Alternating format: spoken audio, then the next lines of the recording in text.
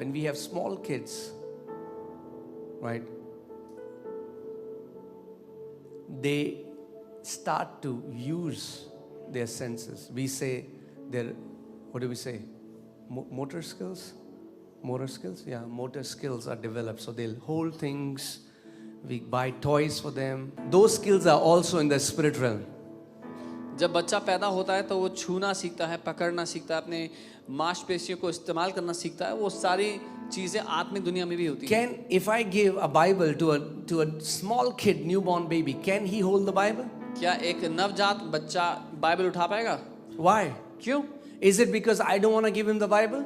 इसलिए कि मैं उसको बाइबल नहीं देना चाहता? No, because he has not developed the ability to hold something. लेकिन इसलिए क्योंकि उसने पकड़ने की क्षमता नहीं पाई है अभी तक. It's not God who is withholding things from you, but you have yet to develop those motor skills so that you can hold the things in the spirit realm what your Father wants to give you.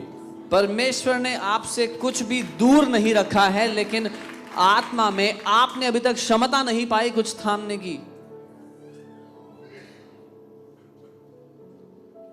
You know how carnal people think? Carnal people think in the spirit realm, physical age doesn't matter. दुनियावी लोग ऐसा पता है कैसे सोचते हैं? आप जानते हैं आत्मिक दुनिया में शारीरिक उम्र का कोई फायदा नहीं है. You know, many times some people will come to church and they'll say, "Oh, pastor, you're very young."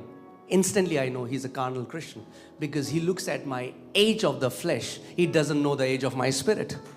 कई बार लोग कलीसिया में आते हैं, बोलते हैं पास्टर आप तो बड़े जवान हैं. उसी समय मैं जान लेता हूं कि वो एक दुनियावी विश्वासी है, क्योंकि वो मेरे शरीर की उम्र को देख रहा है, मेरी आत्मा की उम्र को नहीं पहचानता. Your spirit can be much older than your flesh. आपकी आत्मा आपके शरीर से कई ज्यादा उम्र की हो सकती है. Our spiritual stature is completely different than your physical. You can be a short-heighted man in the flesh, but you can be a giant in the spirit realm.